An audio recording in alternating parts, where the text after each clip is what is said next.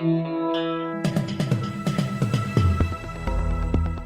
listening to the Betoota Advocate's weekly news wrap on Desert Rock FM 96.5. Welcome back to the Betoota Advocate Weekly Bulletin, live on Desert Rock FM, recording here in the respective Budgie Smuggler Bedroom Studios. You're joined by myself, of course, Clancy Overell, editor of the Betoota Advocate, and Errol Parker, editor-at-large. How is isolation treating you, Errol? Not bad, mate. It's still pretty quiet down here in the French Quarter. Well, the pubs will be open soon, at least, 300, 400 k's away on the territory side of the border.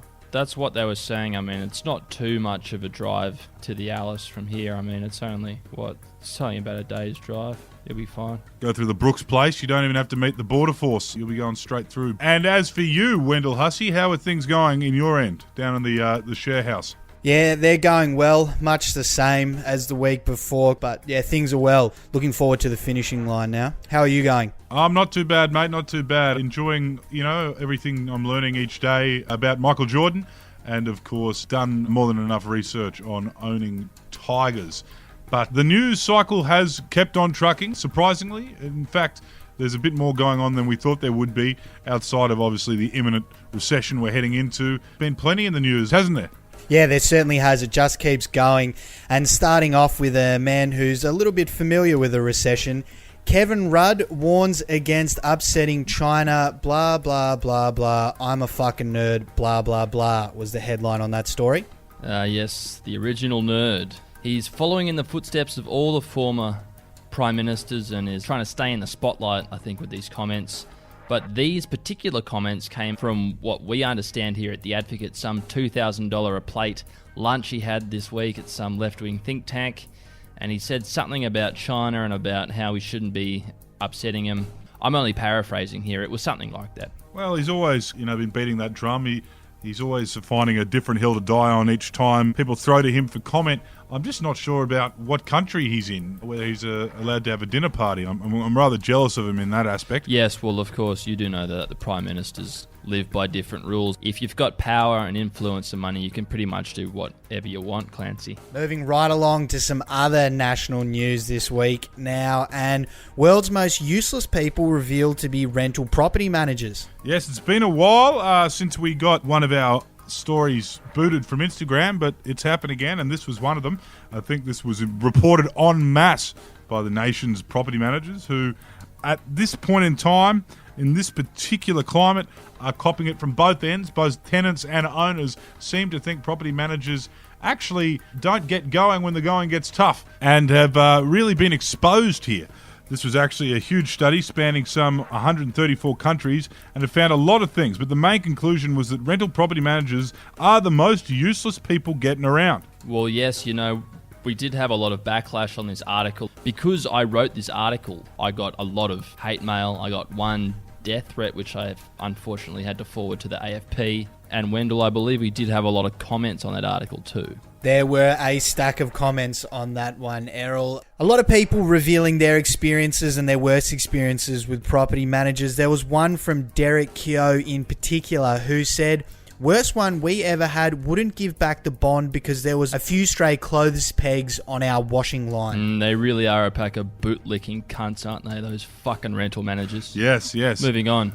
Perfectly put, Errol. And back home in town now, we broke a little story about finding a silver lining. Oh well, at least I'm not in America right now, sighs unemployed local woman. Yes, you've always got to look on the bright side of things. Home of the brave and land of the free is still in a bit of curry as we go to air today. They've got over 1 million reported cases of coronavirus in the US of A. Majority of them are still active. I think only about 150,000 have recovered. And, of course, over 60,000 deaths. Things are not looking good over there. Yes, empathy obviously not a strong character trait in this young woman. I think perhaps taking yourself out of this and, trying to detach a bit of ego will go a long way because these people in America, they are suffering and they are doing it tough. Yes, we are pretty lucky over here, and Scott Morrison has a pretty good grip on things, and what's more, he's not telling people to arm themselves with guns and try and liberate themselves at their town hall steps. He also isn't telling people to inject disinfectant or to ingest it in any means. Yes, and to my surprise, Scott Morrison isn't even telling people to inject Jesus. Yes, he's left the thoughts and prayers at home and he's following the experts, which is very unlike him. Yes, very surprising. And elsewhere around town, a girl who was planning on doing New York City this year settles for Adelaide. Oh, what a shame. But also, a silver lining as well, the Big Apple has been downgraded to the City of Churches. Yes, we do lose a lot of our young people in Betoota to Adelaide, as it's our closest capital city. It's only a hop, skip and a jump down the Birdsville track, or you can go the back way down through Inaminka. Wrapping up with a nice heartwarming story now. Man just popping over to a mate's place to check on him with a carton of piss and 2 fresh decks.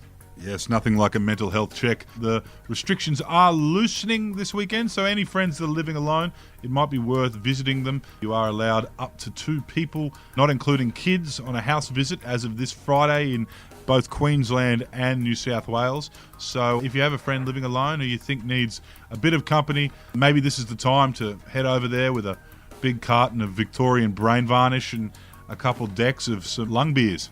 The key messaging in this article was that now that these restrictions have been loosened, you need to go and interact. You need to go and visit your friends that have been alone for this past month, because it is more important that we are connected now than ever. And one of the best ways to get connected is over a carton of piss. The walls are coming down and we hope everyone is safe, not being complacent just yet. No.